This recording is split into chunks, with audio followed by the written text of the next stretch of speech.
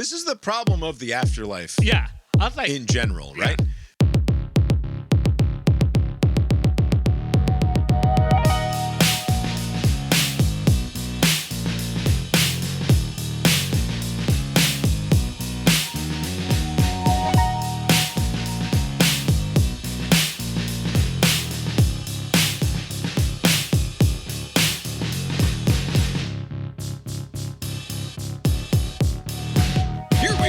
Cast Iron Brains, a podcast about Christmas. My name is Bob, sitting across the way from my good friend and co-host. That's Abe. How you doing tonight, Abe? Doing well, Bob. Yeah, here we are. Lori's here too. How you doing tonight, Lori? I don't believe this podcast will be about Christmas. No, it won't be about Christmas. But it is about Christmas in the sense that, about as in nearby, in the general vicinity of. We are about Christmas. Tonight is Monday, December 22nd, 2025. It's Christmas week. Abe's got I believe this is not an insult. I can only see the top third of it or so. An ugly Christmas sweater? I don't know. I don't think it's ugly. I think it's good. Is it just nice? I think it's a nice Christmas sweater. It's an ugly sweater. You have to prove that. You have to give me a little bit more detail here. All I see is a little stripe of red and some white dots. I don't think that's ugly. I like it. Maybe it gets really ugly down about the belly, but we can't. Abe is refusing to show it to us. Probably because, as usual, he's not wearing pants and doesn't want to stand up. COVID era fashion, you know. Yeah. You have a good weekend, Abe? I did. A very fun weekend. Got together with some friends on Saturday, and on Sunday went to a NBA game with one of my nephews. The Hawks were playing some other team, Chicago. A preposterous display of scoring. Like, the NBA's been accused of... was this the game? I saw a headline that they combined for like 300 points or something? Yes. So the final score, the NBA, lately people say, nobody plays any defense. Look at the scoring. It's out of control. And I was telling my, teaching, I don't know if this is probably like child abuse to like... introduce like the lowly Hawks to like a 11, 12-year-old kid's right. Imagination, because now he'll just be following them for a while. Because like at the rafters, there were no NBA title banners. There's one from the St. Louis Hawk days from the 50s, and they're still claiming that for some reason. Anyways, I told them this is going to be like the first to 140 wins, and he said that's impossible. And the final score was 152 Chicago, 150 Atlanta. Who was first to 140 is my question. I forget. I forget who it was. I'll bet it was the other guys, just based on your gambling prowess. I keep track of the first to 100, and now I have to adjust it. But it's fun. It was like a kids' day or kids' night or something. There were a bunch of kids in attendance. And they had like these festivities during halftime. You guys know it's Hanukkah, right? And so they're doing this little Hanukkah thing. They bring in the candles, and I don't know if somebody opened the window at this arena, but there was a very drafty, and they would have these kids light each candle. And it would just keep on blowing out. Are you sure they weren't trolling the Jews? I don't know what was going on. And then they bring some guy doing like a Jewish rap, which I've never seen. Like this. There was that rapper. Is there a... no, this was like a black guy doing a Jewish rap. It was I don't know what was going on. But the audience loved it, the rendition of whatever it was. It was just a lot of just kid-related stuff. The whole game, they would just... They wouldn't leave you alone. Every break, they would have some sort of kid-related gimmick and running around playing. Was it quite loud the whole time? Yes, it was very loud. But yeah, it's good times. Well, that's good. Lori, did you have anything else on Jewish rappers? What was that guy's name? Modest Yahoo? Yes. Who are we talking about now? Abe he said had Modest Yahoo was the guy's name. I'll take your word for it. Maybe we can look him up on the other show, because if I play any copyrighted music, we might get taken down from YouTube and Spotify, or even demonetized from YouTube. Can't have that. Although... I don't know what they're going to demonetize exactly. That's right, yes. That's a good point. Do your worst. We do anything fun? Anything to note here before we dive We wrapped into the presents and we saw a movie. We saw a movie. Listened We'll to music. talk about the movie at the end. Oh yeah, There's I all also kinds of did fun see- that we did. What are you going to do instead? Now we're going to talk about the news. Although I should say, speaking of the other podcast, make sure if you're in the holiday spirit in the next couple of days here, head over to brainiron.substack.com. And to be clear, it is completely free to sign up for the emails. If you would like to support the show in a financial fashion, you can sign up to become a paying subscriber that gets you commenting privileges. You could be the primary commenter on the Cast Iron Brain Substack because nobody else ever comments there. So you could build that community there if that's what you wanted to do. But you don't have to. You can still get all of the emails for free. And also that includes the Billboard Hot 100 game, which this week will feature a Cast Iron Carols bracket challenge where we are going to listen to Christmas carols and have them fight it out for best. And prove the degradation of the culture. And also at the same time prove the degradation of the culture, or at least that's our hypothesis. So go listen to that.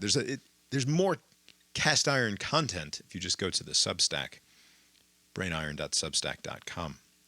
And so I did a lot of that last couple of days. You got to do that show prep. I did the meal prep.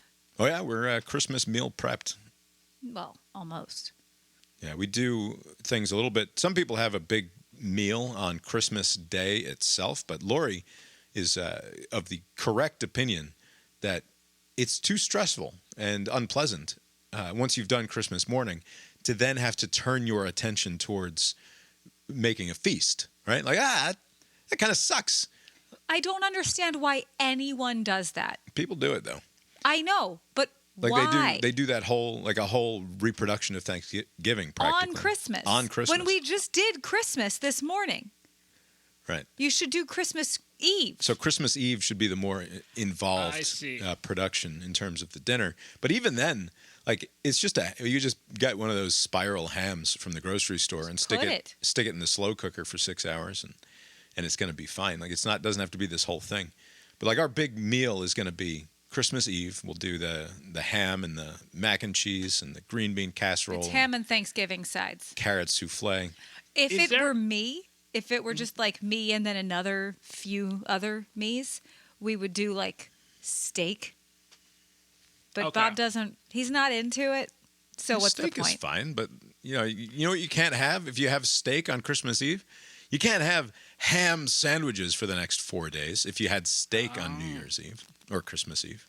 Good point. Is there a signature dish for Christmas like there is? Kind of crown roast. It's usually like roast beast, like hunk of expensive beef. And Bob's not into hunk of expensive beef. Yeah, it's just not my thing. It's just not his thing. And that's okay. Someday things will be different and we'll have it and it will just not be Bob's favorite. But if it's just him and me and the kids, what's the point? Why just have the thing I like? I didn't know we were letting you down by having a ham Christmas dinner. No, Christmas ham. It's fine. Anyway, and then on the big day itself, you just stick a lasagna that you've prepared many days in advance. Right now, Lori made the lasagna on Saturday or Sunday, stuck it in the freezer, and then we'll pull it out and we'll stick that in the oven on Christmas. And then it's a glorious meal, but a relatively low lift in terms of effort, at least on the back end there. So it's the right way to handle things, I think. We've got Christmas figured out here. A 2-day event. Well, it's a month-long event. Ah, I guess that's true. All right. Anyway, that's a big Cast Iron Carols Billboard contest thing that we're doing, so it's going to take a minute longer than usual. So we should get through this part of the podcast. We also have to do a little bit of Cast Iron Balls here after we do the WGAS NewsBag, and then we're going to talk about Avatar 3, Fire and Ash at the end of this. Hey, Abe, did you go? Did you see the movie? Oh, of course. All right. How dare you. So did we. All right, talk about your stupid fucking news. All right. First thing to note is that I was watching a little bit of NFL after we got back from the Avatar movie on Sunday evening, which shortest day of the year yesterday, right? So we go in to watch Avatar at 2:00 in the afternoon on Sunday. And by the time we came out, It would have been dark in summer, man. full dark. It would have been dark in June. It was a lengthy That movie, but was yeah, you're right. Yeah. a very long movie. Anyway, we get home from that movie. It's dark outside, but Christmas lights are on the house, so you can see. It's totally fine. And I turn on the television, and there's an NFL game going on. Game that ended up having a spectacular ending, by the way. Is this the Ravens Patriots or some other game? No, it was Steelers. the Steelers Lions. were involved. The Lions were involved. That's Wasn't right. even Okay. watching. There was a play at the last play of the game. The Lions come storming down the field to try to win it because the Steelers' bum-ass kicker doinked one off the upright. They tried to go up 8 with less than around 2 minutes to go, and he doinks it, so they're only up 5. So now a touchdown wins the game. And bogus pass interference call helps this Lions drive along. And anyway, they end up down there, first and goal. I think they ended up with like 4 or 5 chances with penalties at the end zone at the end of the game. And last play of the game, Jared Goff completes the ball to his wide receiver, who catches it like right at the 1 yard line after dramatically pushing off the defender. But anyway, the catch is made. And then the second defender comes in and stands him right up outside of the end zone. But then the receiver laterals the ball to Jared Goff, of all people. Can they pull it off with the season in the balance? Goff fires at the 1. He didn't get across, but there are flags down. Ball ends up in the hands of Goff. He goes across. Did they have a whistle first? There's so many things on this level that I just saw. Could be offensive pass interference, actually. And then they actually did score. When did the whistle get blown? Oh, too much for me. You go ahead. Rodgers thinks it's over. They're discussing it because it's a unique rule. They're looking up I here. think they're going to call offensive pass interference. Let's hear the call right here. What a major call. The ruling on the field is a touchdown. However, pass interference, number 14 on the offense.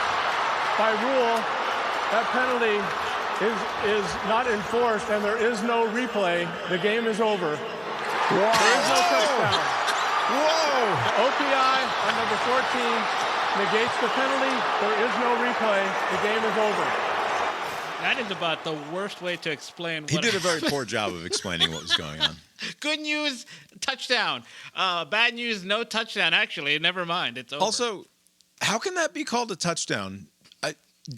Does forward progress mean nothing? Or it only means something when it means something, I guess. But like, it was so clear to me that he was stood up at the half-yard line as soon as he made the catch and then shoved backwards. Right. Like in full control, the defensive player had him wrapped up and had full control of him, and then he was going to the ground and he shovel passes. Forward progress is a judgment call, right? And I imagine most people would not want a ref to interfere in that way in that situation. Like, wouldn't you let it just run its course a bit? Let the guy try to score, see who can. I don't test the wills. He catches the ball and then is immediately stood up and driven backwards. That's forward progress. That's the end. If he had been tackled on the 5 and there were still 10 seconds left on the game clock, they wouldn't have had him down at the 5, right? Right. They would have had him at the half-yard line. So forward progress. Yeah, I think if there was forward progress, I imagine a lot of people would be very upset, especially like if they eventually then, got into the end zone. Yeah. Anyway, tremendous ending to that football game. Mike Tomlin secures himself another winning season here. It's remarkable how consistently at or above 500 he is, although he hasn't won a Super Bowl in a good little while. Yeah. But I'm watching this game, and there's a promo for 60 Minutes, which, of course, always follows the late game on CBS. And Except on the West Coast. Don't they always say that? Yeah, except on the West Coast. And they say that there's going to be a story about CICOT, the awful torture prison in El Salvador, where the Trump administration was deporting migrants, mostly apparently, in their belief or their claim, Venezuelan gang members out of the United States. Right, and this would not be the first, right? I remember when it first happened. I think the scope of the last story they did on it was like, wasn't there like some sort of court order saying you need to stop the planes, and they did not stop the planes, or there was some other issue? And I guess this was supposed to be like a more in-depth, get some eyewitness testimony, a fuller story. Right, because now people have been released from that prison. Yeah. And so now they're able to talk to them on camera. Right. And 60 Minutes had a segment plan, and if you went to your TV channel guide there, it would have shown at the end of the game there's going to be a feature story on 60 Minutes about the CIB prison. And it was following up on reporting that had been done recently by the New York Times and other outlets about this sort of thing. And apparently, at the last moment, Bari Weiss, who founded the Free Press after leaving the New York Times a few years ago, and the Ellisons hired her to go and take over the CBS newsroom within the last couple of months. And this is among the first high-profile moves that she's made, along with the change in anchor leadership at the CBS Evening News, where John Dickerson and Maurice Dubois had their last telecast on Thursday night. In favor of now it will be Tony DeCopel. But Bari said, after apparently first getting a look at this report on Thursday, when she had a couple of notes for the producers, and then the thing was in the can and done on late Friday or Saturday, and then on Saturday morning, she raised another number of questions that she wanted to have addressed before the thing went to air. And then last moment, essentially decides we're just going to spike this and save it for the future when we can get all the stuff that I want added to this report added to it. And I will say, before we get into the details of what it was that she was looking for, I don't see how it looks anything but bad for CBS News. And this idea that, like, well, but if her questions that she was raising are valid, then it's going to be fine. And ultimately, this is just somebody holding the liberal mainstream press to account for the first time, and now they're squealing like little babies because they're being held to account. And it's like, no, it just looks bad when a news organization spikes a story like this that they had been promoting. Yeah, the timing could not be any worse. I don't know what goes into producing like a segment for 60 Minutes, but I imagine there's legal, there's standards and practices. There's all of these people that look through it. It's vetted for accuracy, just to protect the interest of the company from lawsuits and the like. And so if something is in the can, if they're teasing it, they're teasing the segment on CBS programming throughout the week and the day of. I just read somewhere where there's a streaming platform in Canada that also airs 60 Minutes America, and they accidentally did not pull it from that streaming app. And so some people in Canada watched the entire segment. Right? Oh, does that mean it's available online, presumably? Yeah, there's some like a person recording their TV, which I don't know why it rubbed me the wrong way, but there was no other way for them to record it directly. But there is footage of the whole segment online somewhere.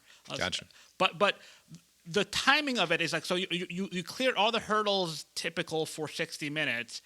Any concerns about whatever concerns Bari Weiss had, and from what I gather, the concern is that they did not give ample time, or they did not have a administration official be part of this segment, like to where like they can come and say something.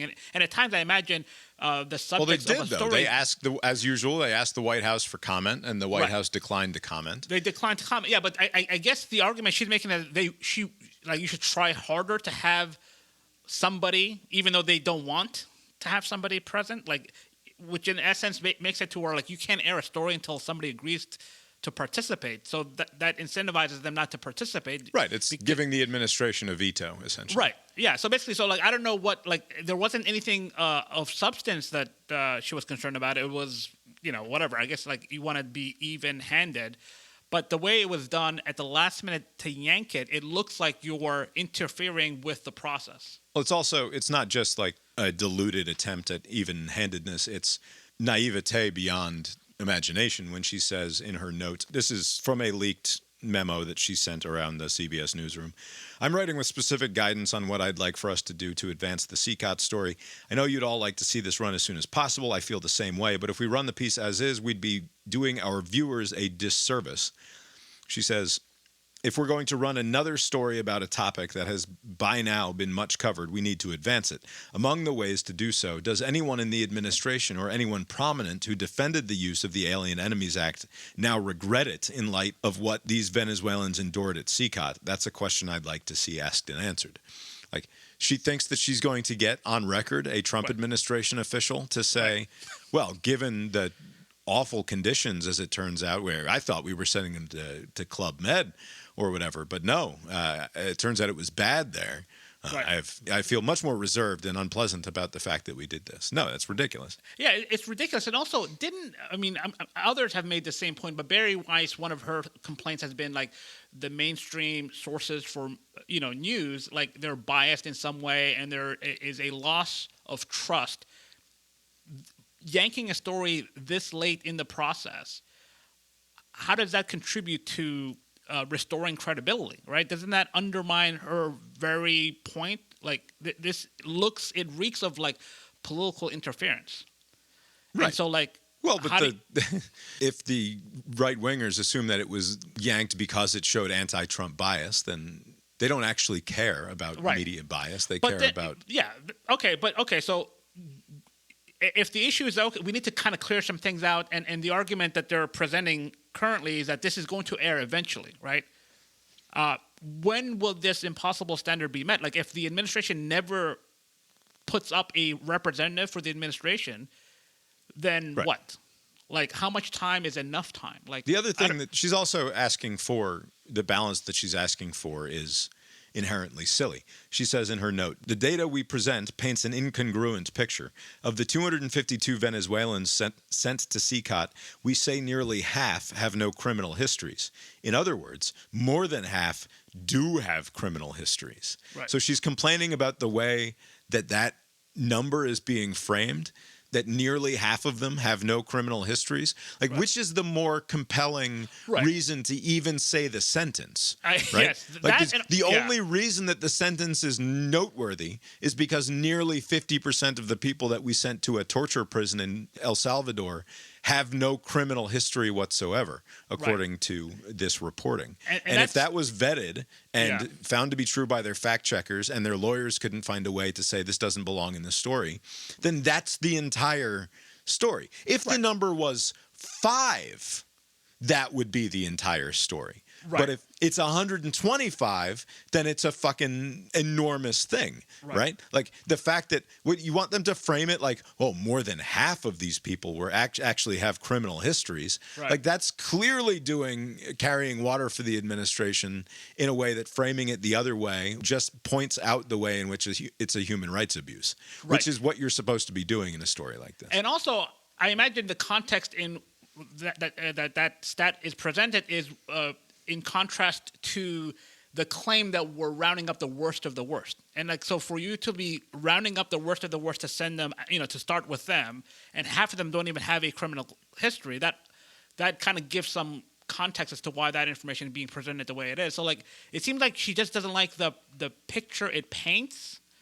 And so therefore you need to kind of like, I don't know, adjust it just to meet her satisfaction. I don't understand why she interjects herself in this way. It's total false balance nonsense that she's going for here. Quote, we then say that only 8 of the 252 have been sentenced in America for violent offenses. But what about charged? My point is that we should include as much as we can possibly know and understand about these individuals. Like, no, the more interesting number is only 8 out of 252 of these people were convicted of violent crimes in America. Right. And like, it doesn't matter that they were charged if the justice system did not find them guilty of that thing. Right? Like, what world are we living in what you want to do is to cite charges were brought against these individuals as reason for sending them out of the country, rounding them up without any further due process. Right. And again, going back to the timing, had this been in-house, like, I'm sure there's all of these back and forth, right, where it goes through different people, like, they offer comment or whatever. Like, if it was like, hey, we're not quite ready for the Christmas edition of 60 Minutes, maybe let's save it for the Super Bowl edition, like in 6 weeks or something, and let's kind of tighten this up. Like no one would know any better. Like that this was, you would think, oh, this was like a 60 minutes operating on their own. But now it's very obvious what happened. Like the 60 Minutes people, they did their part. They cleared it through the normal channels. People had opportunity to do whatever, like in the commenting period, and it was good to go. It was in the can. And so, like, for you to yank it is just so nakedly, like, foul that is that not even a consideration that she had? Like, she didn't care how this appears? I think it's even dumber than that, which is that by doing something like this in this high-profile way, she is setting herself up for complete disaster for every other piece of news that comes out of the CBS newsroom moving forward, right? Like if you're going to insist on having this level of editorial control over what comes out of a 60-minute segment that runs on some random Sunday, you are setting yourself up to be held responsible for everything that comes out of the CBS News division moving forward, which is a nightmare for someone who's also trying to run the Free Press, which is its own newsroom doing its own thing all of the time, right? Like she doesn't want to have that level or expectation of granular control over the product that's coming out of CBS. That's not how good newsrooms operate, is on the basis of one editor-in-chief's whims, essentially, right? Like she can't possibly want that to be the outcome here. Right. It seems like there's not a lot of thought went into this. It seems like a very reactive thing, and now you are like, what are you going to do? Like, this is going to have to air at some point. And so, like, what changes? You're not going to get any changes to it. Like, and so, like, what's the point? What would have been the point of this? It's going to air as it was. Or maybe Stephen Miller or Tom Homan agree to be interviewed as part of this piece, and they come on and they spew their usual bullshit. Right. And, like, I don't know what it helps to have, because it's not like when Tom Homan and Stephen Miller come on, they're going to be like, oh, thank you for this opportunity to respond to your very sincere questions about this, CBS. No, they're going to do what they always do, which is complain about the mainstream media and say that they're all anti-Trump deranged and that they're on the side of baby murderers and drug dealers and what's wrong with you? Right. So, like, why should CBS subject themselves to that ritual? I don't and know. also, like, why would the White House throw a bone to Bari Weiss, right? Because if they appear, then she will have some cover, like, oh, at least we got something out of it. But if you get nothing out of it, it's going to make the 60 Minutes and CBS as a whole look like fools. Yeah. All right. This is sort of our Bogus Future-y, but it's a continuation of the Brown story from the Brown and MIT. I don't think we mentioned the MIT professor who was shot also last weekend when we were talking about all of the awful goings-on. That's right. And it's wild that it was connected, right? Right. As it turns out, it's connected to the Brown shooting, which was a surprise. As it turns out, ultimately the killer of the Brown students and the MIT professor was found dead in a storage unit that he owned somewhere in New Hampshire. Right. After police work basically got them a name based on a rental car agreement that they were able to track down. The reason that I tag this in our Bogus Future is because if you saw any of the coverage about how they were able to track down this individual who's got like 5 names, let's see if I can find one of them. Claudio Neves Valente, a 48-year-old former Brown graduate student who investigators believe was responsible for the December 13th shooting and another killing 2 days later of an MIT professor in Brookline, Massachusetts.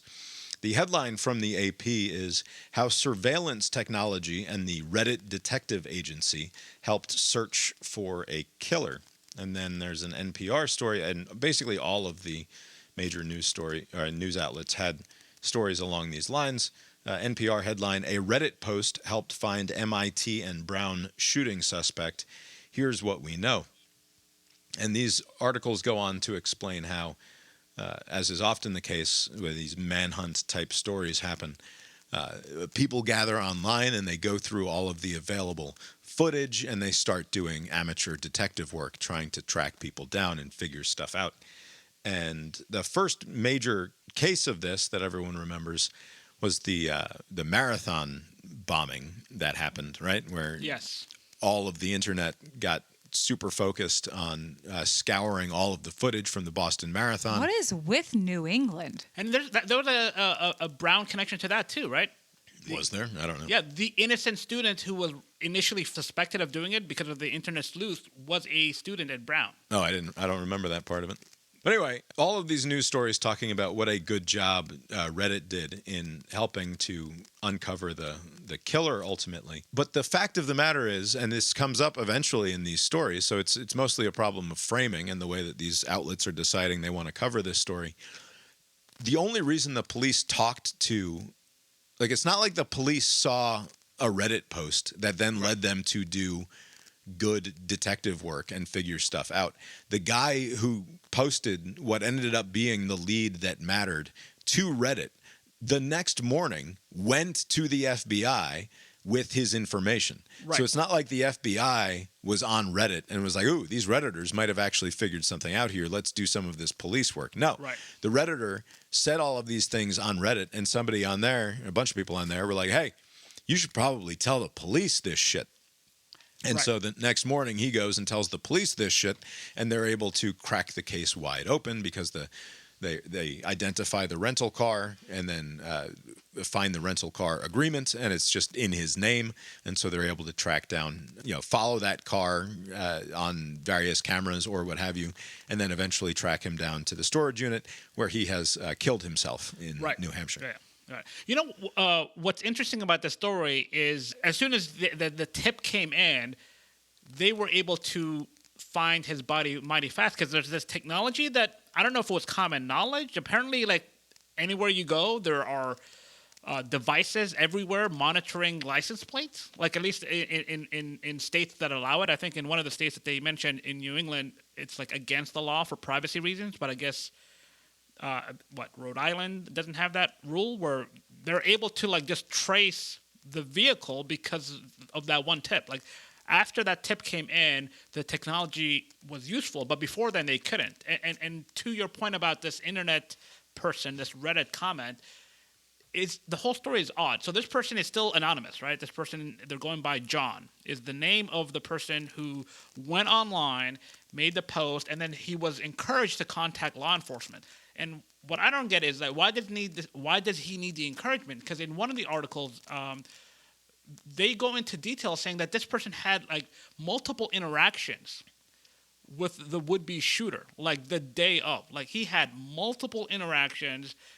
They describe it as several interactions where he saw him acting oddly. The tipster is like the ultimate see something, say something, like a meddler, isn't he? Like if he has a superhero name, he's the meddler. Because he sees this guy walking around and he's like, hey, what are you doing here? You don't look right. And he like sees him in a bathroom or something. Yeah. And he's like, So imagine that happens, right? You're a busybody, right, Bob? You're up in New Hampshire or whatever, Rhode Island, and you're noticing strange behavior for somebody because like one of them was his attire was inappropriate for the weather. Like there's a lot of things that he was noticing. I would not have noticed any of this. I would just go by my day. He followed him to what he assumed was his car, and then was like, hey, why'd you walk past your car? That's pretty clearly your car. It's like, what? Yeah. What are you talking about, man? So you have all of this interaction with somebody, and then news comes out that there was a shooting right where you were. Right. There's footage. There's like they start releasing these still pictures, and if you are that, so you get out your phone and first thought dial 911. No. Yes. First thought, let's log into Reddit. Yeah, I need encouragement. What do I do with this information? Let the internet strangers guide me. And then the person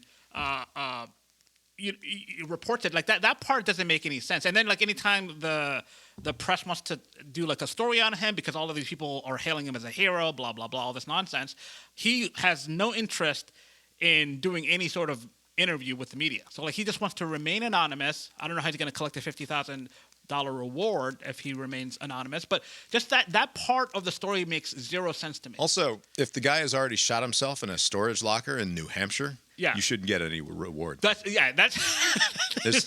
You have solved nothing.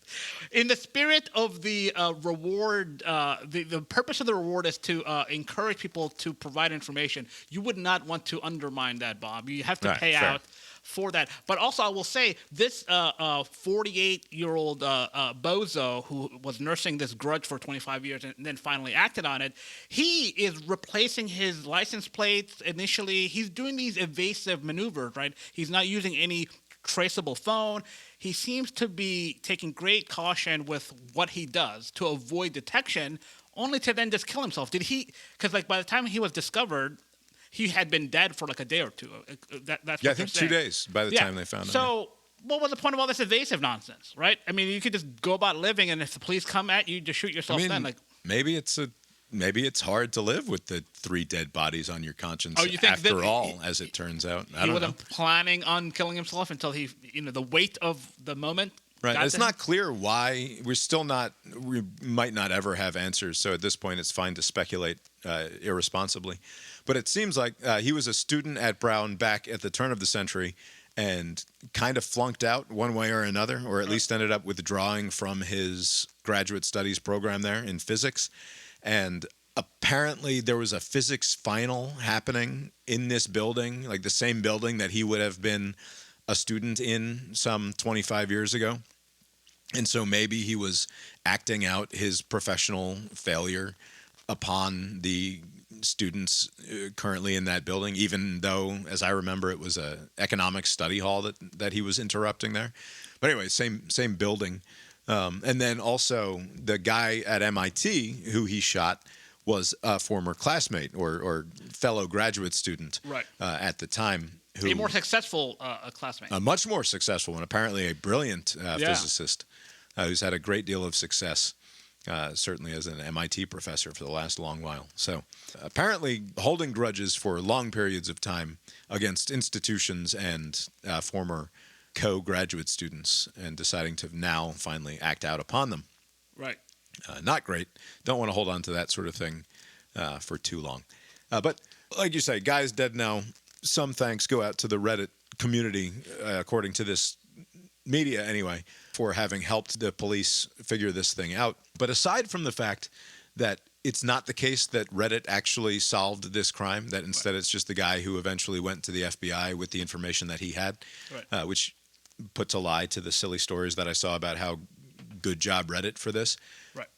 At the same time that people are doing this in one subreddit or another, in other subreddits, people are ruining the life of other human beings. Right. And this is from Axios. As police scoured New England this week for the gunman who killed 2 people at Brown University, a parallel manhunt erupted online, falsely targeting a Palestinian student. Authorities say the real suspect, a Portuguese national also linked to the slaying of an MIT professor, was found dead Thursday in New Hampshire. Why it matters. Social media influencers who play detective after tragedies are getting it disastrously wrong, falsely accusing innocent people of crimes with little evidence, massive reach, and virtually no accountability. Zoom in, because Axios is very annoying in the way that they design their articles. Mustafa Karbouche was never named by police as a suspect in the shooting that killed 2 Brown students, including the vice president of the college Republican Club. But he was targeted online after his student profile disappeared from the university's website, a move MAGA-aligned accounts seized on as supposed evidence of a cover-up. Rhode Island Attorney General Peter somebody said Tuesday there were many reasons the pages could have been taken down, including to prevent doxing, and warned that online vigilantes were heading down a really dangerous road. But basically, these various subreddits talked about how this guy is definitely the killer, and that's why they're taking down his pages. It's all a giant conspiracy. Somehow this was an anti-Israel thing. That became the reason why this happened, according to one small corner of the internet, was that this was an op by, I think the Iranians were somehow implicated, according to these conspiracy nuts. But basically that this guy was acting on behalf of either Iran or Palestinians or something, and that was why Brown was taking down his pages so that they wouldn't be implicated in some way. This kid says, instead of grieving with my community in the aftermath of the horrible shooting, I received nonstop death threats and hate speech, before noting that his harassment is nothing compared to the plight of Palestinians. All right, shut up, kid. Karbouche's lawyers said his web pages were taken down as a precaution after far-right influences posted hateful vitriol seeking to connect him to the shooting. which, by the way, this is just the Streisand effect in action. Don't take down web pages of perfectly innocent people if they're perfectly innocent, because you would just call attention to the matter unduly. Right. Anyway, I only bring this up because it is weird to me that there was a flood of stories at every of the major outlets about how good Reddit is for figuring this out, at the same time that Reddit is ruining the life of someone who didn't do anything wrong in this case. It is odd that they focused so heavily on one subreddit. You know, they were talking about like, oh, the moderator there, they've been doing this for 15 years, and they, you know, like they remember, they harken back to the bad old days where, you know, this sort of thing would happen. But now take this sort of responsibility very seriously. Right. But like that's one tiny corner of the internet. You know, like you say, Bob, like the Twitter, other subreddits, TikTok. Basically, during the days before this person was identified, the real culprit was identified, it was a choose your own culprit to fit your own narrative kind of like a moment. And that seems to be always going to be the case whenever there is a lack of information. People will fill the void with their pet whatever. Like, so like, oh, I think, oh, this is some white supremacist because like I want it to be that. Like, or this is some anti-whatever because I want it to be that. And so thankfully, they were able to to identify who it was, because if this continued, like if this John, this random-ass John, who's probably that spy company that's trying to burnish their reputation, you know, with this story, like with the tag reading, I think they reported it. They probably already knew it with some technology that's not available for public knowledge yet, and so they concocted, hey, Reddit, what should I do with this overwhelming amount of information that I have? Like they concocted the story where like some busybody noticed it. Like I following a guy around to the bathroom. Yeah, the whole story just seemed like total bullshit. But if it weren't for that, all of these accusations would have continued, right? Like at least I'm sure it's died down a bit. Like now that people realize that it wasn't some weird. Well, Candace Owens is out there saying that he almost certainly said Allahu Akbar, and that's why. Oh yeah, so like they still haven't gotten to the bottom of that. Right? I think when we talked about it the first time, it was like that was kind of weird how the witnesses were saying that they heard him say something, but they could not remember what it was, or they couldn't make out what it was. And I guess I wonder what he said. Something in Portuguese, maybe. Right. Well, he almost certainly did not say yes. glory to God in not his language, right? Like, yeah, because I think it doesn't matter what language you speak now. By now, I think Allahu Akbar is like Coca-Cola. Like I think everyone in the like everybody will. Oh, I know what you mean. Like I know what's happening. Like I don't think it's like he said something about I don't know what. But if it was something in Portuguese, something about whatever, like it's such a good example of why conspiracy theories are almost always bullshit, because. For Candace Owens or whoever on the right, all of the weirdos, to say, well, obviously he said Allahu Akbar, and that's why no one wants to tell us that he said Allahu Akbar. It's like, no, if he said Allahu Akbar, that would have been like in the second paragraph of every single one of these news stories. Yeah. Right? Like, it's just not how this sort of thing works. Right. Like, even if it was a room full of very liberal Palestine-supporting 22-year-olds prepping for their economics final, you still would have, that nugget still would have made its way into this story. Right. Yeah. So it just didn't. But in their view, they're like, these are all crisis actors, or otherwise they are so far aligned with the anti-Israel stuff that they won't even acknowledge that the Muslim did the very Muslim thing and shouted Allahu Akbar. Like they're covering up for the person who tried to kill them. I don't think that's what's happening. Anyway, it's an Our Bogus Future story because the internet, even as a small amount of good might be gleaned from it, tends to ruin everything. All right, let's do a cast iron balls segment. It's time for sports. It was briefly. It was time for sports about Avatar on Friday when Alabama and Oklahoma played a game, and I must say this game was 17-0. Oh man, Oklahoma was up. I was feeling good about the fact that Alabama was going to lose, and then all of a sudden, and it was just like that. Yes. It was like, oh, Oklahoma's going to lose this game. Alabama has seized all of the relevant momentum from this situation, and it was that pick six that sealed the deal. Yeah. I don't think that even tied the game. I think that did tie the game, didn't it? Like, because they were slowly getting back in the game after it was 17-0, and I think it was that tied it up. Because wasn't that before halftime? Yeah, so it was to tie the game with a minute to go. The 50-yard just an awful throw. I mean, I guess sometimes people just don't see the player. Like, I don't know. It wasn't even who was it even to? The wide receiver was continuing on his route, and the kid was like, "I thought you were going to turn around and stop there." I guess. Yeah. Somebody fucked it up. I suspect it was Mateer, but what a disaster. I mean, like, you have a 17-0 lead at home, and like I was saying, hard to beat a team twice. And early on, I was like, "Oh, well, so much for that." And just that pick six, yeah, right. It just kind of everything went the other way after that. And then when they brought out that 50-cent, things fell apart even further. They never were able to recover. 50 Cent comes out at the start of the fourth quarter, and all of the Alabama dudes are like coming off the sideline and doing their dancing and they're singing along. You've just hyped up the visiting team. What are you doing? Still, I don't think Alabama is they looked better, but they're still not that good, and they don't have any rushing game whatsoever. Still, right? Leading rusher in this game was the Hill kid. Who's that? 43 yards. Who's that freshman receiver there? Number 17? He was good. Yeah. He caught a bunch of... Anyway, Alabama moves on to play Indiana now. That should be which should be a fun game. And it is worth pointing out, it is bizarre that Alabama is a 6.5 point it's remarkable, isn't underdog against Indiana. So weird.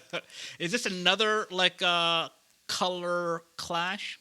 Oklahoma, Alabama, well, yes, Indiana? but even worse because they're both crimson, right?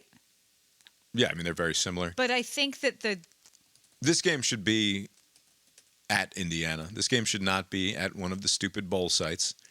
I mean, this is the Rose Bowl. It should be a fun. It's fine. The Rose Bowl can be a semifinal game, not the quarterfinal. This sucks. There are lots of things that need adjustment with the college football playoff. Primarily, these second-round games need to be played on campus. Yeah. Period. It is not too good. It is so much better on campus than it is at these NFL stadiums or the Rose Bowl or wherever. The colors are cream and crimson versus crimson and white. Oh boy, cream and white are the two differences. Blood and cream. They would have to. I think we talked about this before. It seems obvious, but also, if you expand it to 16 teams, it's easier to have more home games. It's not about more home games. It is about the quarterfinals being on campus rather than elsewhere. And then you can take it. They had this set up in the old system. Right? You just rotate. And if you want to have the Rose Bowl be one of the semifinals every year, fine. The Rose Bowl and the Sugar Bowl are your semifinal sites, and then you rotate among Megatron's Butthole and Jerry World and wherever the hell else you Indianapolis. Yeah, Indianapolis or whatever. And then you make everybody happy. I don't know why they shouldn't be on campus. And there's just no incentive to get the bye when you don't get the home game. You tell me Oregon isn't happier with the outcome here than Ohio State or Indiana are in terms of they got to play a football game against a much lesser opponent. They got to do it at home, which makes everybody happy. Get some money. It's just clear to me that these games need to be played at home. And Alabama shouldn't benefit from the fact that it's fine. They went on the road, they won a game, great. But Indiana should benefit more from being the number one overall seed and get to host this game instead of having to go to the Rose Bowl to do it. But at least it's not it's a neutral field, so it's not like they're being disadvantaged in that way. They get the extra time off to nurse whatever wounds they may have. I think we talked about one of the prerequisites for this sort of end of year thing is to move the start of the season up by a week. Like, you would have to still do that for this to work, right? To have the semifinals be a Rose Bowl and the like, right? You would have to move back a week. I think you just have to play. You have to figure out how to play during Army-Navy weekend. Yeah. But it's not a protected. So you mean like no, after? No, that game's moved around. Actually, it wasn't always when it is. We just think it was because we're stupid. Okay, so that's like not a institution. Like, you can move it to a Friday, and then have the Saturday be an open slate. Yeah, the only problem is if Navy is somehow involved. The problem is the NFL. Oh, that is true. What do you do then? I mean, like, that's they're not. They should allow like a foreign Navy to fill in. Get Canada's Navy. Yeah. All right. Miami, Texas A&M was the nooner on Saturday. That was fun. Bob missed most of it. He was shopping. I missed the first half. He forgot to do Christmas shopping all week. I was out doing some Christmas shopping. So fun is one way to put it. I mean, literally nothing happens until something happens until the very end. It was like punt, interception, shank field goal, punt. Like, I was like, what is had a lot of fun watching that game.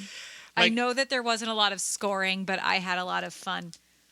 There was again, I've had this weird vibe about this Texas A&M team all year, and just throughout that they're the whole somewhat game. fraudulent. Yeah, I'm like, oh man, this team, because I know Miami's not that good, right? To be like they can't even score 8 touchdowns at home in front of their weird cult fans, and it was just like I know it was very windy at times, but like you can't score 8 touchdowns.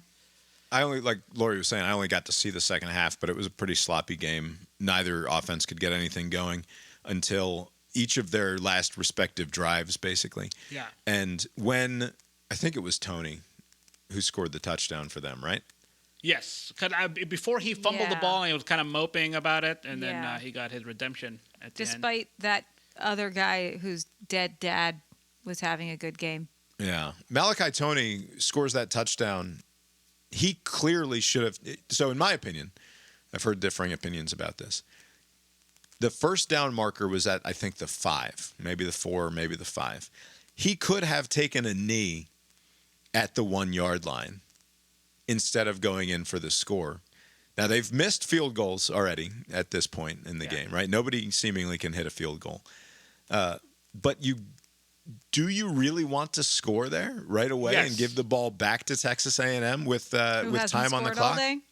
Who have scored nothing. I mean, points were at a premium at that point, and like you said, this is not a moment to rely on a kicker. He's going to fuck it up somehow. It'll be a block. Even if it's like a close, like, gimme, like, you never know what could happen. So I would take the sure thing and prevent the team that hasn't scored a touchdown from scoring a touchdown, even though they almost scored a touchdown, Right, this is what I'm saying. But we're not I playing was the almost results, we're playing the immediately, because process. as soon as Tony is going in for the score, I'm like, slide. Because what I know is that even if it's just you take maybe one knee there, and then you maybe try to run it in, like if you can bleed any more time off the clock, it is to your benefit. And Texas A&M puts together what I think was easily their best drive of the entire day. It's remarkable. They do nothing for all game, and then they have in a minute and change, like a 70-yard drive down the field before a pick is thrown in the end zone. So, Right, that ends with a pick in the end zone that very easily could have been the game-tying touchdown. Right. And also, wasn't there it seemed like a helmet-to-helmet, like a couple of plays prior to the game-ending pick. Like, there was the play, right on the goal line. Oh, yeah. That guy should have been thrown out for targeting, and He got. Do you think because he got injured himself, the ref was like, I'll just let this one slide? I think that happens more than you think. Yeah. I think that whenever they go helmet to helmet, they fake the injury a little bit. Like they put a little mustard on their injury status there to try to get the sympathy no flag thrown. But I was surprised when replay didn't, because replay can buzz down and be like, "Hey, we got to look at this for targeting." And they showed the replay in slow motion 3 times, where the guy just jams the top of his helmet right into the other guy's helmet. It's like, man, that's sure looks like targeting. You'd think they want to at least look at it. Speaking of, you said that this was a sloppy game mostly. How about that sloppy kiss Irvin, who he had the energy of somebody who does coke still. I don't want to accuse him of that, but Cristobal's giving the interview. He was down on all fours. Yes, he's got too much energy for his age. Like without just any a aid. 60-year-old man on all fours, like pawing at the ground, like a rabid animal. And no other alum of the U is doing it. I mean, Adrian James is there. There's other players that are just kind of just behaving normally, like, 40, 50-year-old No dudes. other alum of any school is doing that. Yeah, It's he just is. him. Yeah, I think he may be the only one who's just crazy like that. So I don't know what's, again, he could be high on life. But like Cristobal did not, he kind of wiped just off his cheek there, like during the interview, like he was disgusted almost. I think he was doing it jokingly, but it was kind of funny how he interrupted his, like, we knew we could do this kind of like post-game interview with a kiss. Carson Beck, 14 of 20 for 103 yards. Hey, do whatever it takes. It's not very many. They have to go play Ohio State, correct? Yeah, and I think somebody asked him, some kid who probably wasn't even alive for that. Remember when they played in the national title game like 20 some odd years ago? It's like, are you like trying to get payback for that from like 23 years ago? And he's like, yeah, we're trying to get our get back. It's like, you weren't even alive. Like, why do you even care what happened then? Ohio State, a 9.5-point favorite in Jerry World against Miami on New Year's Eve. You think that's about right? I don't know. I assume that, like, Miami, they're going to have to open it up and try to score here. It's 100 yards on 10 completions or whatever is not going to, or what was it, 14 completions, is not going to do the trick here. Miami started the year looking like the best team. They did. They looked awesome for the first little bit. Yeah. With a very good defense, and Carson Beck, when Carson Beck is operating at full capacity, he's still a very good quarterback. Yeah. This previous round, there was all this concern about these teams that don't belong, and one of them, Tulane definitely did not belong. James Madison, I know, was in garbage time. They at least put up points, to make it semi-respectable at the end. I was shocked when I saw that game ended 51-34 because we turned it off. Yeah. At I don't even know, but they were somewhere in the teens. And they just scored a bunch of points at the end of this game, I guess. I wonder do you think that has anything to do with the fact that they're only a 1.5-point favorite over Texas Tech, or they would have been that regardless because they're playing a much tougher opponent? And Texas Tech has a pretty good defense. It's like a 5 versus 4, so it doesn't stand out that it's only 1.5. But like when you look at Georgia's 6.5, I can't imagine that the points that JMU put up in garbage time have any bearing on the line. Oregon, that game was not in doubt for even a moment. That was against the second string. That's fine. Yeah. Or third. It's a shame. It's not JMU's fault, but that sucked. Yep. Like, at least the other two games were competitive, and I don't care that the Miami Texas A&M game wasn't exactly a thriller. At least it was close. At least it was interesting. And they were two, obviously, of the best 10 or 12 teams in the country, right? Like, no matter how you slice it, those two teams were deserving to be in a tournament that attempts to find who the best team in the country is, and JMU simply did not. And it's the ACC's fault, period. Yeah. End of story. Yeah. If there's anyone to be blamed here, it's the Atlantic Coast Conference and that stupid, unwieldy, whatever they are, 15 or 17 teams on all coasts. Did a very shitty job of determining who their conference champion was, and the result is JMU is in this tournament when they just had no business being there. Right, and also the ACC is going to continue to be a problem because they have some goofy schedule the next couple of years where like some teams in the conference will play 9 conference opponents and others will play only 8 because of some convoluted reason, and so like it's going to be this weird uneven thing for it's because they have so many teams who have to play another P4 opponent every single year, right? Like I think it's Tech, Clemson, and Florida State were among the teams that just did not want to move to a 9-game conference schedule because they already have built into their schedules games against SEC opponents that they don't want to have to deal with, right, on top of playing another conference game. Right. And so they've been dragging their heels on that stuff. one funny thing about the Texas A&M losing, the ticket prices fell off a cliff after they lost, because like the next game would have been in Arlington. Right. Yeah. And it would have been an easier kind of thing for them. Miami, I don't know. I guess they don't travel as well, and so then it's a much cheaper ticket. They don't even go to their home games. It's a small fan base for Miami. They're a good national brand because of the success they had a long time ago and the personalities that came out of that program. But it's not like they have this massive fan base. Yeah. They also don't fill their home stadium. Yeah. So it'll be like almost all Ohio State fans. And then the only game we didn't really touch on yet was Ole Miss Tulane. I think I said on last week's preview episode, it must matter that Lance isn't there to coach this team, right? Like, surely that must matter. And it turns out it didn't matter at all. It mattered by 4 points. Wasn't the regular season win 45-10, and now it's 41-10? Like, I mean, you think that's the Lance effect? Is 4 points against Tulane? And he profited handsomely too, right? Didn't the LSU give him like $250,000 for not participating in a game? They paid him what he would have been paid at the other place. So if this was the exact result, basically minus 4 points from earlier in the season, are we going to see a repeat? Because this will be the second rematch that Ole Miss has. That's true. Yeah, I wonder if maybe 4 points apart. It'll be even I guess it would go the other way. Like Georgia win. I think Georgia won by 8, so maybe Georgia wins by 12 now.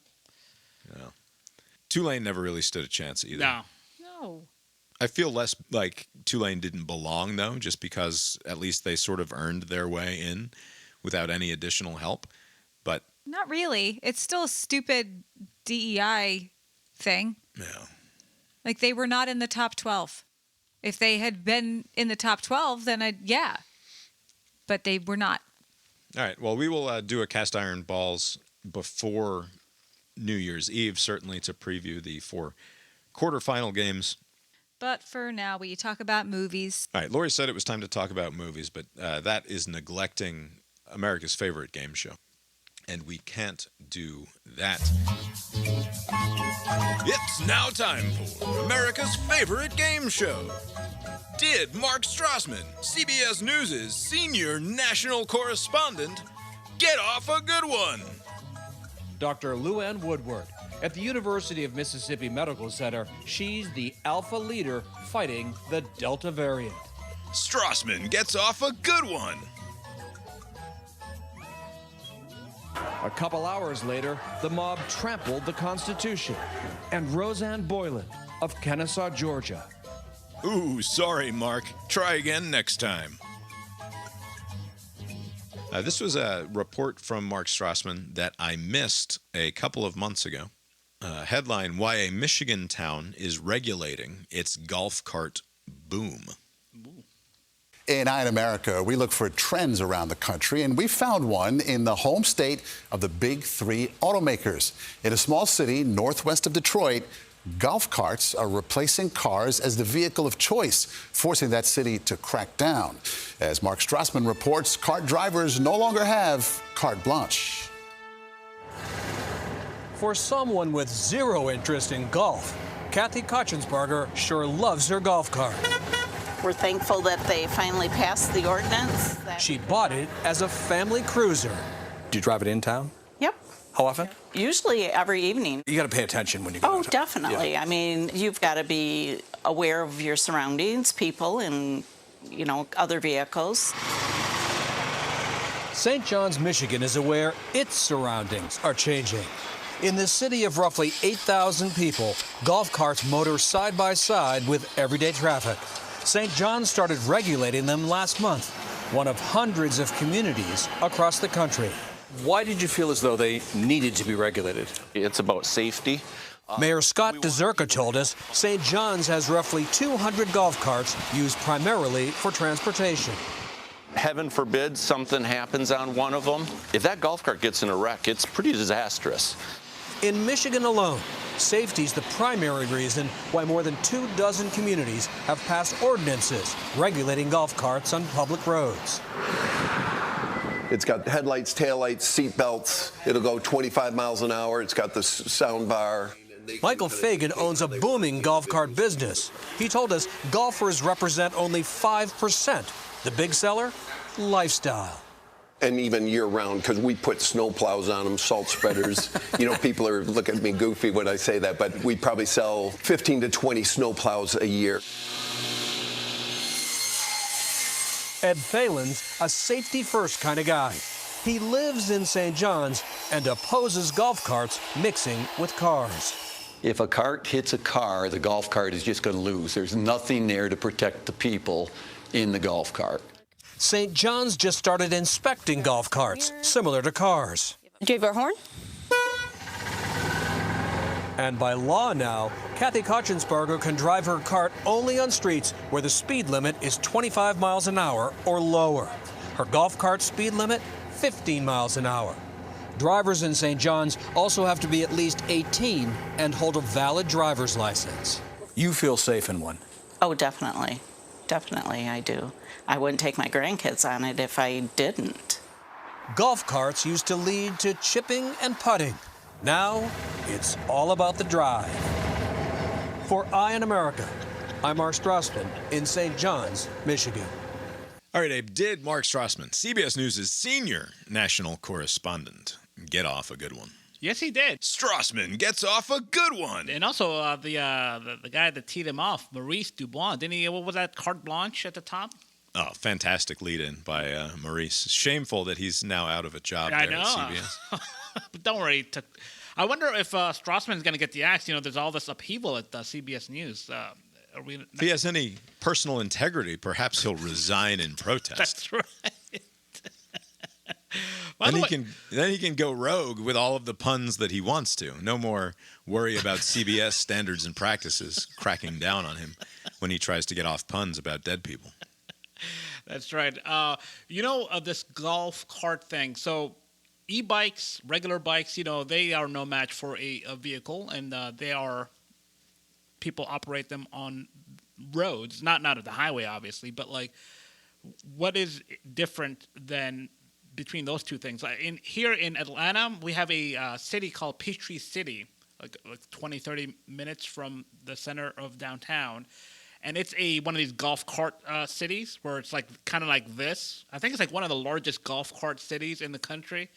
And I haven't heard any too many fatality stories. When you say golf cart city, you just mean the culture is a lot of people drive golf carts around? Yeah, I mean, if you go there, that's the first thing you notice. You're like, what the fuck? Why is everybody driving golf carts?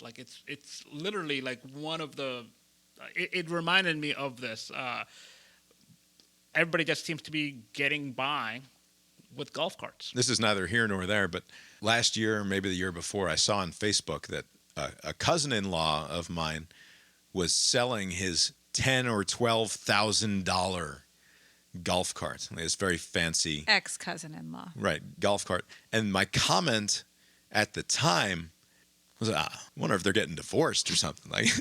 When you're trying to unload your $10,000 or $12,000 luxury golf cart, to me, that's there's trouble in paradise. Yeah. And that was I don't know why I thought that, but it was the thought that I had. And then as it turns out, yeah, they're splitting up. But I didn't find that out until a year later. I wonder, that's pretty expensive. Is that a souped-up golf cart? I don't know what they go for. I thought it was outrageous myself. Yeah. But yeah, it was a nice one. I'd like to go back to this question that he asked Kathy Kochensberger, or whatever this chick's name was. You feel safe in one? Oh, definitely. Definitely, I do. I wouldn't take my grandkids on it if I didn't. Do you know why she feels safe in one? What? Limited experience. She has not plowed or been plowed into while she was driving 20 miles an hour and some idiot was doing 35 in a 25 and killed her 3 granddaughters that she's got riding backwards off the back of her fucking golf cart. What are you doing, you idiot? I'm fine. I libertarian side of me says, yeah, you want to drive your golf cart on the road and take that risk, that's fine. But if I'm a fucking 65-year-old lady, I'm not putting my 3 grandchildren on the back of a golf cart and exposing them to all of the idiots driving fucking pickup trucks and SUVs around. Are you out of your goddamn mind? You know, there is a limited. They're just dead. They're all just dead. In very limited uses, like if you had friends and family, some in the same subdivision, it's like 10 houses down, perfect for this little golf cart. What if you don't want to walk? What is you just want to ride? You know what Kathy Cockensprager doesn't do a lot of, based on the way that she's riding here? She doesn't do a lot of walking. That's why she's got that stubborn belly fat about the middle there. Stop it. That's hormones. It is not different than like the e-bikes, right? Which we are fine with on roads, I guess. No, I'm fine with people taking risks it's to the themselves. fact that there's no passengers on e-bikes. Right. If I see a person who's got their like when I see these idiots driving around town, they have their bicycle, and then they're towing one of these little sidecar, but it's like they're towing a child back there. There's like a toddler feels wrong. hanging off the back of their bicycle in its own little compartment. On city roads. On city in a park, roads. It's fine. I see people. Yeah. I swear to God, every time I pull up to a stoplight, you'd think, keep your eyes on the road, asshole. Well, you know what I'm doing? I'm looking at all the other assholes who don't have their eyes on the road. That's right. Because every single stoplight I pull up to, people are looking at their phones. Yes. Okay, every I thought you were going to say time. Every single stoplight there's a bicycle with a kid attached to it, No. and I was going to be shocked. No, rarely are there bicycles with child attachments. But given how little attention people are paying out there, and the distraction that everybody is looking at on their phone and texting, and I'm sorry, you're an idiot if you're dragging your kid around in a trailer behind your bicycle on city streets. You're out of your goddamn mind. Yeah. I mean, I imagine if you went to like defensive driving training, like one of the first things they would tell you is like nobody's paying attention. You got to be on guard. Yeah. You just have to assume that. Don't assume everybody's paying attention.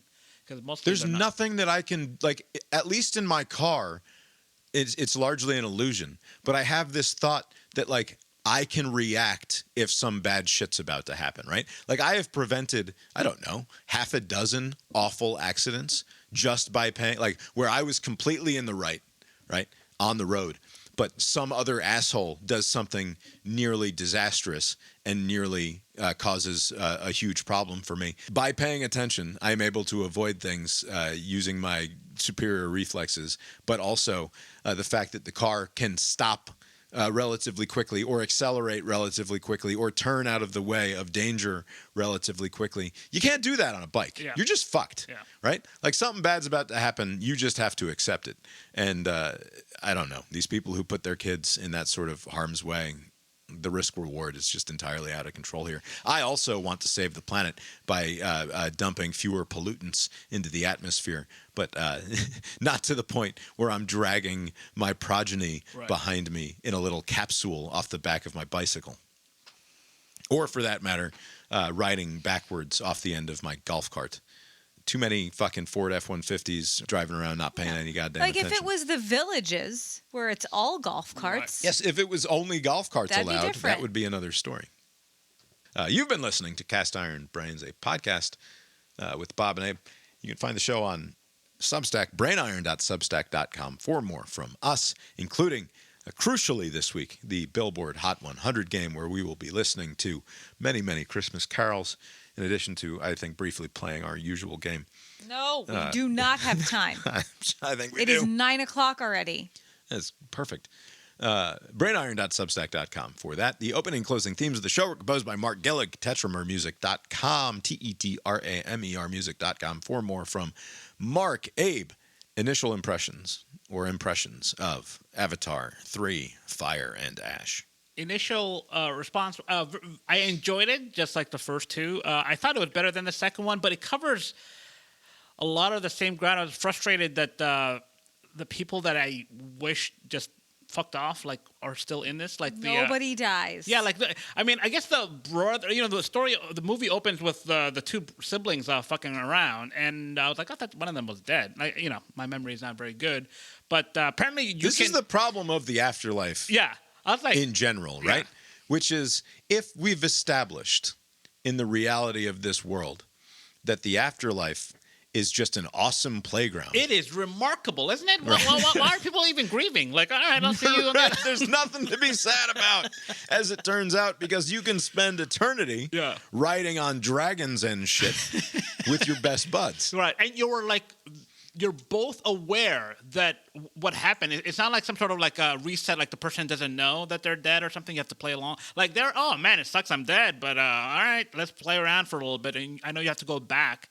And then at the end of the movie, there's more of that, where like all the dead people are just fucking around, which is, I think this is how like the Titanic ended. Remember when the what's her face dies? She goes back to the ship, like fuck the guy that I was married to for 70 years. Let me go back to Jack that I hung out for like 3 days. Like 3 days. But like all of the people that drowned in that ship are there. So like I guess James Cameron wishes that there was this This world. is why this is the toxic masculinity of why every dude wants a virgin, right? Because you spend your whole life with this woman, you build this family with this woman, and all she can think about as she lay dying is this fucking teenager that she porked on the Titanic 84 years ago. Fuck you. Oh, I would take great umbrage at that. Yeah, that's ridiculous. Hopefully that's not where Rosalind is, in the other. That's right. But yeah, like, so in Avatar, you have at least a new faction, these Ash people. Quickly, though, on your point about how it's covering much of the same ground, it's literally the same movie. What's the difference between these two movies? In terms of the way that, like, I know it slightly advances the story, right? But in terms of the way that the film is constructed, like it ends, like the third act is just the same thing, down to him mounting the big fuck dragon again, and then having a big fuck battle in the same big fuck location. Right? Except now we've got whales and a magnet tornado. Yeah, whales who are against violence until you give them like one argument for. Like, all right, fuck it, I'm gonna let's get some fighting. What in the world? And the argument was just, look what they did to me. It's real bad, right? Like the argument is presenting them with the evidence that they must know, right? Yeah. Like what is the new evidence that the kid and the handicapped whale bring to the conversation? Right. They bring nothing new. They just bring a whale with a bunch of injuries and who has been blinded. Right. And then they're like, "No, I am Spartacus. Yeah, I must be heard because I am Spartacus." That's right. Yeah, like if I'm gonna be an outcast, that's the thing. That's just overall, I typically time my entrance to the theater unless I'm watching with somebody, which I try to avoid. I try to get there just before the movie starts, right? So I can tolerate a trailer, and then they get to the Nicole Kidman bullshit, and they, whatever, and the movie starts. But I heard that they were gonna add a bunch of like upcoming theatrical releases like for 26 because like that's projected to be the trailers were far out, right? Like this was they were doing holiday and summer trailers. And also like the very final trailer was for like a year from now. Like they're coming up with some I don't know, some Avengers. It was not a trailer. That was fucking Captain America getting off a motorcycle and walking into a kitchen. Right, but that's what I noticed. Okay, so the other, because this movie is gonna make maybe not as much as the last Avatar, but it's gonna make upwards of $2 billion, maybe short of that. Zootopia 2 is gonna make somewhere similar to that. Zootopia 2 was similar in plot as Zootopia 1. Like so, and then when I'm seeing all these trailers for like, hey, remember Captain America? Not the black guy, but the white guy, the guy before that. I know. Steve Rogers is coming back. Don't worry, America. Yeah. And so like. And then, like all the other stuff is just like like Spider-Man, like just very familiar stuff. It seems like the audience. Although we did get a new Spielberg Aliens movie. Yeah, that and a Nolan. Yeah, Nolan, the Odyssey. Yeah. Like I think people seem to like the same things, like because there's no effort to make any changes. It's not even that; they just know that they sell. Right, but that's what I'm saying. Like it doesn't change the fact that people are showing up in droves to watch these movies. When it's like it's very predictable plot. So the middle part of this movie was different than the middle part of The Way of Water, at least. But the entire third act was just a repeat of the last one. And like the first act of this one was very funny to me because they're like, all right, we're gonna unload Spider from the family because like his battery pack keeps failing and he's probably gonna die, and it's like a bad system to have to wear a battery powered mask out there in the jungle all the time. So it's clearly the right decision, right? Like go put him with the humans where he can live in a controlled environment and he won't die. And then they go and they have that whole adventure. It takes like an hour. They get ambushed by the fucking ash people, the fire people. Great ash people. Yes. We have no motivation. And then they just, after that first act, that first hour, they just walk on back to the water people and they're like, yeah, we're back. It was bad out there. It's the same thing though as an hour ago. Don't worry about it. Yeah. We're just going to hang. You know, what's weird is the argument that the ash people led by that woman with a strut, she was making like, you know, this god, this Iwa, you know, very uneven performance. Like it doesn't always help like this thing. But then, you know, the Spider helps them live, helps this outsider, this what do they call them, pink skin or whatever, or these pink skin, air breather, whatever, sky people, things. But like, how do you help some outsider? But when Ash and her people needed a little help from the little god, no help, and they had to turn to fire. It's all part of the plan, Abe. It's not God's fault. And it almost felt like it was a Second Amendment plot, you know, where like, oh, we don't use guns here, and then she's like, fuck that, show me how to use this thing, and I guess that's like evil, like is the whole thing. You don't use guns, I use guns. Right. It seems like the whole premise of this Avatar experiment is that humans are just fucked up, you know, like they'll try to ruin things if you leave them to it. My favorite part of The Way of Water was when the whale said it's too painful. You know what? Right? The first I saw the whale, I thought of your comment of that. It's the best part. The best part of this movie is, once again, the whale dialogue. And anytime these fucking idiot fish people are trying to talk to the idiot whale people, and he's like, I caught up with my old buddy, the whale, and hey, whale friend, what's been going on? I heard you went to go see your family, like your birth clan. And the whale was like, yeah, I caught up with him. It's real bad. The subtitle is like, it was real bad. And I just could hear Mr. Mackey going, it's real bad. It's just, he's such a bad writer. Yeah. Like the dialogue is awful. I can't believe that 3 people wrote this script because it's just, how did you come up with this dialogue? I think I cut from we talked about how it doesn't have a place in the culture, and everybody's made that point 1,000 times.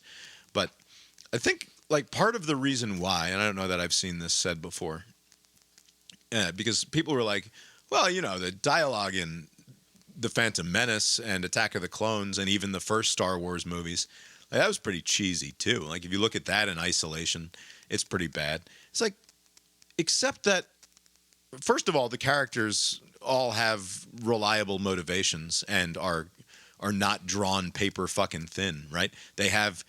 They do actual characterization of their characters, and their motivations all make sense based on that characterization. And even if the dialogue isn't fucking perfect, at least it follows from who these people are, and they're not fucking fish people going around saying bro every 9th word, right? Like what the fuck is happening there? But like Star Wars, the drama was the stuff of myth, right? It has this mythic, epic scale. Right. And the drama in these movies is just the stuff of soap opera. Right. Like, it's just bullshit family nonsense. Right. And then some laid over top of that is political nonsense. Right, isn't human overconsumption bad? Right? Like, aren't humans the fucking worst? Right. And then none of it fucking coheres, because the sort of society that is capable of, and I've made similar points about this before, specifically I noticed that they didn't talk about why they were hunting the whales this time. They didn't make that clear because the claim in the second movie is that they're trying to drill into their brainstem or whatever for this GAC that lives inside. And the GAC is worth $25 billion a pop or something because it's an anti-aging serum. Right. This is in a reality where you can download the consciousness of a human being into the internet and then upload it into a living, breathing creature that can then be replicated and live forever, effectively, right? Like, if you can upload your consciousness upon death and then download it into another piece of hardware or wetware in terms of a body, then you can live forever. Right. And the anti-aging serum doesn't fucking matter. Yeah, you don't need that anymore. Yeah, I mean, one of the conflict points in this third installment was that the humans, once they realize that they can, breathe, like normally, like with Spider, like they're gonna do some sort of reverse engineering. They're gonna study him, and they're gonna figure it out. Because the Sigourney Weaver young version of her character helps the goddess mother of the planet. Do a miracle on Spider, who's about to die, and fills his lungs with some weird mushroom, and now he can breathe. So the concern is that this is going to be used against the natives, and so we need to kill Spider, right? And so there's this that scene where I'll get to that scene in a second, but again, the concern there is completely arbitrary and made up. The humans are fine building these habitats. They live in open air inside their enclosed habitats. But this gives them more And then when you have flexibility. to go outside, it would be more convenient to not have to wear a mask when you go outside. Yeah. But it doesn't change the fundamental calculus of the human presence on the planet in any meaningful way just because people can breathe the atmosphere there. Right? Or am I missing something? Well, no, I mean, it would be easier, and so obviously they would pursue that. It would be easier, but it doesn't. It's not. They're It's gonna not do that it. much easier. They're going to be there anyway. Isn't it much easier? You don't have to be confined to controlled environment and having to go with a stupid little battery pack that runs out very fast in your sleep sometimes. It's just. I mean, there's already incentive enough. It's almost like In a civilization that has advanced to the point where this civilization has advanced, the problem of not being able to go outside as easily doesn't strike me as a real impediment to whatever their desires are. Right. It does feel kind of like a hat on a hat. There's already these other motivations for why the humans are there. So you don't need this additional one. But I guess they needed some additional conflict. It was very kind of a weird I'm gonna kill you. Oh, I can't go through with it, and then you just move on. But also I think it's clear that humans gaining the ability to breathe the air of the planet would make them more likely to integrate into the native culture, right? Now they don't have to be separate from, right? If you're trying to assimilate them in any meaningful way, this is the path. Well, right? maybe, but it's going to cost you some. The colonel, the guy who's uploaded in this body. Gone fully native now, yeah. And he's still, considering his boy Jake a traitor, like all the humans are. I did the cable news style coverage, we caught the traitor or the terrorist, all the language they're using against Jake. I think the way they're presenting it is that no matter what, there's not going to be any coexistence. They want domination. The humans will not be happy. They will not rest until they have dominion over the people living there. So it doesn't matter what sort of technology is available to them to coexist. They don't want that. And so I guess they're just trying to drive that point home again. Spider, 2 hours into this movie, says, I got to take a leak, and then is immediately threatened with death, which felt like James Cameron coming in and being like, stop complaining about needing to pee during my movies. Oh, you think this is... Yeah, I think that's a meta joke by James Cameron, and maybe the only good joke in the entire movie. Because he's one of the least funny people. When the marine biologist Jermaine was introduced himself and said he was a marine biologist, and Jake Sully looked at him. Oh yeah, what was that? Care. What was up with that? This guy's. It was very funny. That was a very funny moment. Jermaine, marine biologist. Yeah. Okay. Okay. Because it was like, here's our plan. They're all convening in one location. This is going to make it easier for us to extract what we need to extract. And the guy's like, no, this is one step too far. I'm going to now conspire against you. Like a very suddenly found morality. Like, this is kind of fucked up. I mean, if you did it in... I mean, it's fine to do it one at a time. Yeah. Like, the word that is missing there is genocide, right? Yeah. I assume it's missing because of its political implications. Yeah. But clearly what he's saying there is he's objecting to the genocide of the whale population. Right. But anyway, back to Spider. So in the last movie, Neytiri, the just perpetually pissed off lead female character who stays perpetually pissed off in this movie, but whose perpetual pissed offness pales in comparison to the perpetual pissed offness of the Ash lady. Oh, yeah. Who's even more mad all of the time. She is great. But mad and horny, Yes. which is a more fun version of it, certainly. I guess fire will do that to you, yeah. Spider has a knife held to his throat by his adoptive mother in the second movie, and is cool with it, ultimately. He's like, yeah, I get it. I get it. I see where you're coming from. I kind of suck. I'd want to kill me, too. Yeah. And then in this movie, his adoptive father holds a knife to him, and he's like, Dad, are you sure you've got to do this? Like, is this the only way? You got to kill me? That's right. Just tell me you still love me. And Jake is like, yeah. He's like, all right, yeah. Will you at least tell me you love me? Yeah, all right. And then he's like, yeah, I kind of see it your way, Pops. Go ahead. Do me in. Like, this fucking kid. Have some self-respect. He just rolls with the punches. He doesn't seem to care. And then, in the aftermath of this, apparently it's all is forgiven. Yes. Oh, yeah. It's remarkable how quickly it was like, all right, let's bury it. Let's not bring it up again. It's a little that's awkward. got to come up at some point in the future. This is supposed to be like a 16 or 17-year-old kid. Right. You know, the Ash lady, her face just seemed very familiar, but I couldn't place it. And she was in... yeah, neither could we. And then Lori looked it up, and it's the Red Wedding chick. The Red Wedding from Game of Thrones. And it's weird because, and she's also the granddaughter of Charlie Chaplin. Which I didn't know when the Red Wedding thing happened.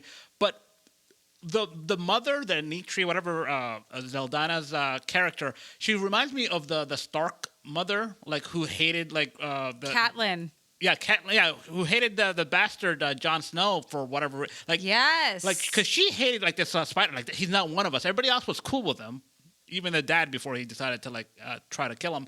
But she harbored this resentment and he's of them, even though she's boning a guy who's also of them. She just had that energy. Speaking of, so their big fight. Yeah. So their big fight, right? She is demonstrably awful. Oh yeah. Right? She is, and she's racist. Right. She's all Mama Sully Bear. does, She's very threatening. all our lead character does is identify the fact that she hates her kids. That whenever her kids do something fucked up, she blames it on their innate humanness. Yes. Right? Yeah. And so she hates her husband, she hates her kids, and then she storms out, and he runs after her to apologize. What the fuck are we doing here? You didn't do anything wrong. You correctly identified that your wife has been an awful cunt to your family for years, and you go to say you're sorry? It's very strange and not realistic. Yeah, maybe it's just a dynamic. Maybe he feels guilty. I brought all this hardship in your world, which is kind of, I don't know, it's a weird argument. But it seemed like she got over it at the end. She's cool with the kid now. Apparently so. She realized as she was taking her war paint off that, this red paint, it looks like blood. There's blood on my hands. And now I must run and stop Jake from doing the terrible thing. But of course, he doesn't do the terrible thing because he's our hero. Yeah. It's a terrible movie. Also, it was wonderful to look at. Must be said. He knows what he's doing. Also, holy shit. It didn't drag, though. It didn't, but God. It's amazing that a 3-hour and 15-minute long movie, not for a moment did I feel like it was dragging. Even less than the last one. There are moments where that whole second act where they're just exploring their fucking new habitat there in the water, where it's all right, we can we can move things along here. Right. But story-wise, this thing is fairly propulsive, and it doesn't ever feel like it's dragging. But it's just awful, and it's a shame that it's awful. It doesn't have to be this awful. I don't know why he thinks that we're so dumb that it has to be this awful. But he's made great movies Right. before. Like, even when they were dumb, they were great. Right. That is true. I will say, though, like, I wonder, because when you look at the splits, the domestic and the international split, this movie is going to be carried by the international split side. Like, it's going to have... Right. It's going to make a ton of money in China, Are you saying that everybody apparently. else is stupid? Well, no, but this translates easy. Like when they do the I don't know how they do it over there. It's not like, Zootopia where you can just have the voiceover be in another language. Like, there has to be some sort of like closed caption, or I don't know if they're going to dub the actors. But if it's a simple story and it's a visual kind of feast kind of thing, like, it's like that's... It helps that all of the bad guys read as white Americans, right? Can you imagine, like, the only reason that all of these people are white is because they're evil, right? Like, it's funny that at this point, like, nobody's going to object to the fact that none of the military leaders or Giovanni Ribisi's character are not being played by minority types, right? Instead, they're like, when you export this movie to China, like, it's going to play as, look at these imperialist bastard white Americans and their capitalist bullshit, Right. Ruining the globe or the galaxy. But or whatever. it's strange. Somebody I saw somewhere online where they kind of identified that issue, and they're like, it's weird that you would have all of these like the characters, these blue people, and all of them, they kind of are similar to like native populations, like in America and like other places, but they're all played by white actors, like just about, other than Zoe Saldana. Like, everybody else is like white, but they're playing. No, the chief guy. What chief guy? I mean, like, I think And the the lion's share, kids? like, there's the Jake guys played by yeah, but they all, Jake is white, But yeah, Jake but is like, playing a white guy in an avatar body. Right. Yeah. Right. No, but like the Water Clan Yeah, is like definitely Kate- African American coded, even Yeah. though Kate Winslet Like Kate plays Winslet, the yeah, like all know, the kids, the kids are all are basically little black kids. Unless I would they're imagine. not. Right? I mean, if they're not, it's super weird. Super weird. Also, you and I both reacted. The fire people doing their little fire people tribal thing. Ah, it's super uncomfortable. If you had people who were not fish people doing that, you would be like, hey, we can't. It is not the 1950s do anymore. this. This is not the Peter Pan Disney cartoon where the fucking Indians go hopping around the fire and go with the feathers coming out of the back of their head, right? But it's basically that. It is. I don't know why he gets away with it. That's a lot.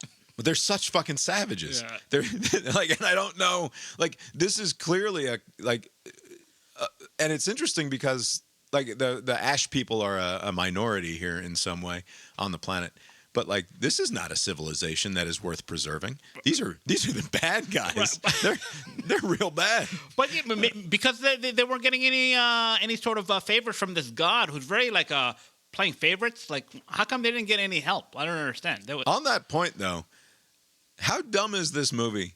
And you saw it coming from the way that the first act ends with, or not ends, but like Spider gets saved by an act of God, essentially, right? Yeah. Like Kiri is able to draw forth from the planet a miracle. Right. It's like, okay, this is going to end with Mother Earth rising up, with Sigourney Weaver helping to direct things in some way. It's going to be a Deus Ex Machina, literally in the person of this character. And that's exactly what happens. Yeah. The Mother Earth takes over all of the animals that are available to her and directs them to attack the bad guys. And it's basically The Happening, right? Like, it's basically M. Night Shyamalan's The Happening. Mother Nature turns on the evil humans for having been bad for such a long time. When the whale hunting escapade gets to the cove and there's the magnet tornado there coming up out of the ocean. Well, there just is. And somebody goes, hey, chief, or hey, captain, there's a fucking magnet tornado over there. And she's like, Yeah, let's go around that. Let's steer wide of the magnet tornado. It's like, oh, I wonder how this is going to end.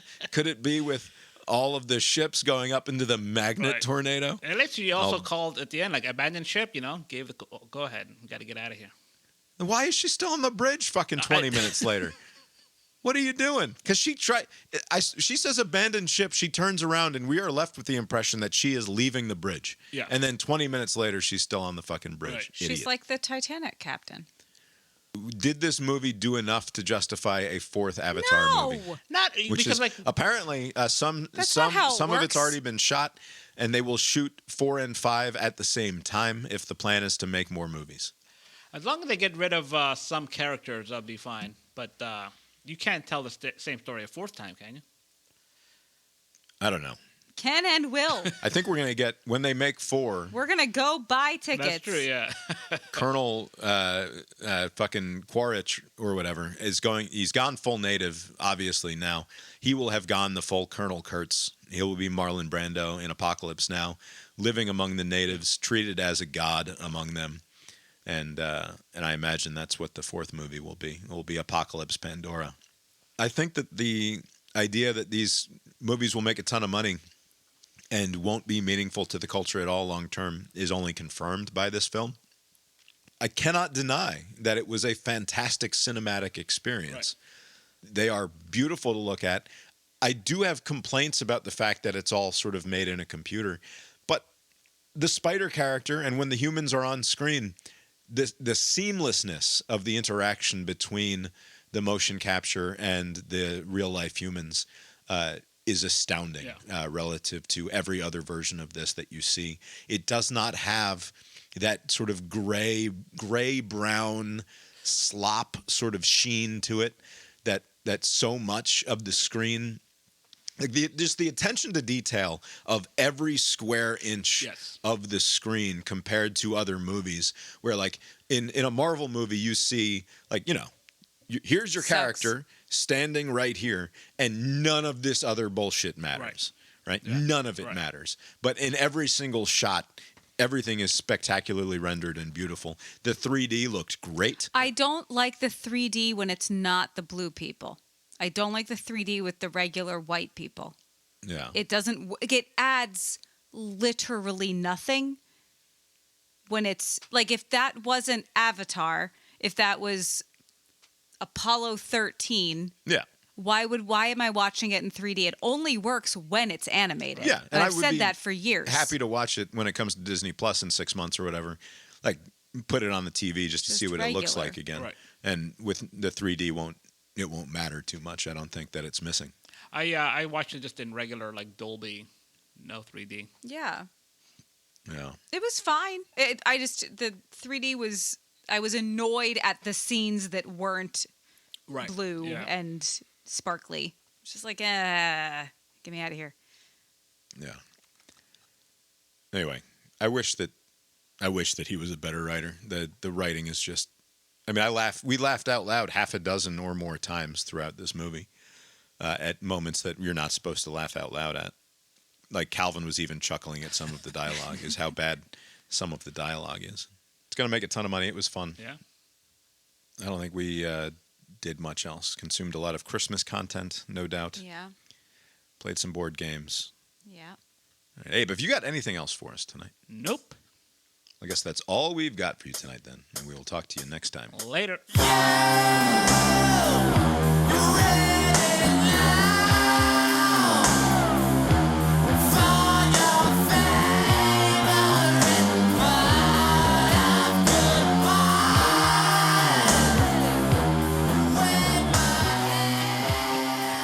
I was going to say the Colts have a 5% chance to make the playoffs, and that chance is going to drop to 0 after tonight's game.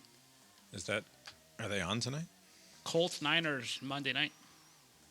Who's quarterbacking this team of yours? Old Man Rivers. Did you see that not only is Mahomes out, now Gardner Minshew is out for the season? How about that? And now they're going to leave Missouri in a few years. If you're a Kansas City, Missouri person, you'd be like, oh, man, everything's going wrong. Our dynasty's over. Our team's going to move, 20 miles over? Arrowhead Stadium in the out of doors fucking rules.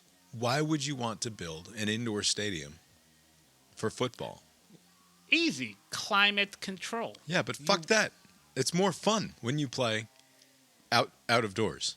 Right, but if Kenny Chesney's coming through your town, and the schedule happens to be open dates only in the winter, he's not going to go to Arrowhead, but the Sphincter down here in Atlanta, always open, right? And so, in the dead months of January and February, well, I think that's build them for $2 billion, and you don't have to worry so much about dead months. It can just sit empty, and it's fine. Oh, yeah, that would be your pitch? Yes. You don't need to make any money. You don't need to make that kind of money? It's, as we have found out, it's never enough money, Bob. They're not going to leave money on the table. But yeah, that seems to be the move. And although the Bills in Buffalo, they have kept true to this bullshit romantic notion of it's not romantic. It's a better television product, period. It's not a good product for the people there, though. I don't care. I'm at home. This is about television. It is a better television product when you watch football in the out of doors.